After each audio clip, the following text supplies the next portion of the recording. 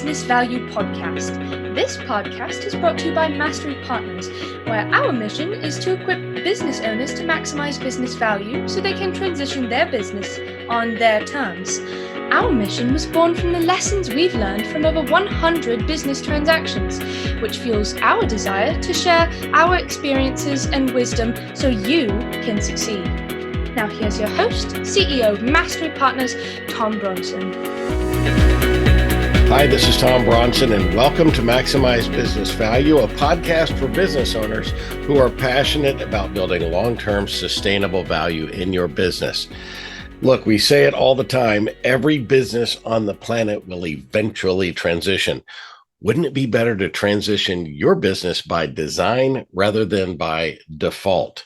If something happens, something unforeseen, one of the terrible 5Ds raises its ugly little head. Wouldn't it be better to plan yours in advance? So if you're that business owner who wants to maximize the value of your business when you eventually transition out of your business, then you found the right place. This episode is part of our series from my latest book, The Maximize Business Value Playbook, 65 specific actions to dramatically increase the value of your business. Today, we're on chapter 4, which is require monthly financial statements by the 15th. This is one of those money chapters, so pay attention here and perk up because these money chapters are perhaps out of the 65 things, the 10 most important things to focus on in your business. Every business owner needs to know their numbers. Don't dare try to go on Shark Tank without understanding your numbers, backwards, forwards, sideways, diagonally, every which way you can. So the question is, how frequently do you get, as a business owner, how frequently do you get your financial statements? Honestly, I still am astounded by the number of times that I've talked to business owners who say that they just don't use interim financial statements. Instead, they get them at the end of the year when the accountant does the taxes. I am astounded by that. Business owners need to review the financial statements on a routine basis, at least monthly, by the 15th, earlier if possible. A financial statement is nothing more than a history book, but it's a history book that can give you clues on the changes that need to happen to hit your financial targets. More on that in a future podcast. The quicker the owner has information, the more likely they can change course if something's not going right. There's not a lot of action you can take on history if history is not fresh. So the quicker you get financial statements closer to the beginning of the month, and the more likely you can take action on something that doesn't look right, then the better off that you will be. Now, we operate in our businesses on an 8-day schedule, which means we have completed financials by the 8th day of every month. We have drafts for comments issued by the 5th. We collect input from the relevant parties, and we issue final statements by the 8th. This policy also includes our complicated businesses with multiple divisions or business units.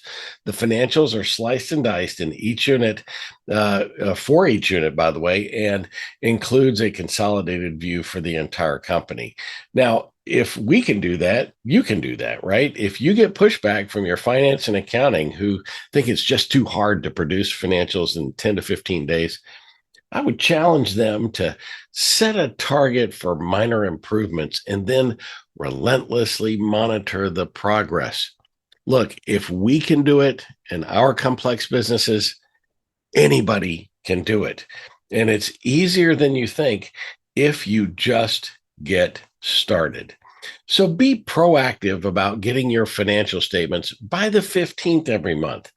Business owners who look back months later find it really difficult to understand what was going on in their business. And by the way, if you don't understand your financials, call us. We'll be happy to walk you through how to read them and what the things you should be looking for in your financial statements. So my Maximize Business Value recommended actions today: get and use your financial statements regularly. Get them by the 15th of every month. Set a deadline. Here's action number 2. Set a deadline for the statement each month Put it on your calendar, commit to it, and then review them for accuracy while the data is fresh in your memory. So many times I look back with business owners and we're going back 6, 8, 9, 12 months. They don't remember what happened back then. And so do it while it's fresh in your memory. And our third action, go to our website, masterypartners.com/blog. Go to the blog portion of our website and then search the term finance. Once you do that, read the post by Craig Beck. It is absolutely brilliant on why you should be looking at your financial statements on a regular basis. Go do that today, won't you? This is the Maximize Business Value podcast, where we give practical advice to business owners on how to build long-term sustainable value in your business. If this is the first time you've been to the podcast, then there are more than 160 episodes just like this, crammed with great and valuable information, just waiting to be downloaded wherever you found this podcast. So go download them today. So until next time, I'm Tom Bronson, reminding you to pick one thing, just one thing this week to dramatically improve the value of your business and do it. And I recommend getting your financial statements on a monthly basis by the 15th. That would be a great recommendation for this week. So do that while you maximize business value. Thank you for tuning into the Maximize Business Value podcast with Tom Bronson. This podcast is brought to you by Mastery Partners, where our mission is to equip business owners to maximize business value so they can transition on their terms. Learn more on how to build long-term sustainable business value and get free value-building tools by visiting our website, www.masterypartners.com. That's master with a Y, masterypartners.com. Check it out.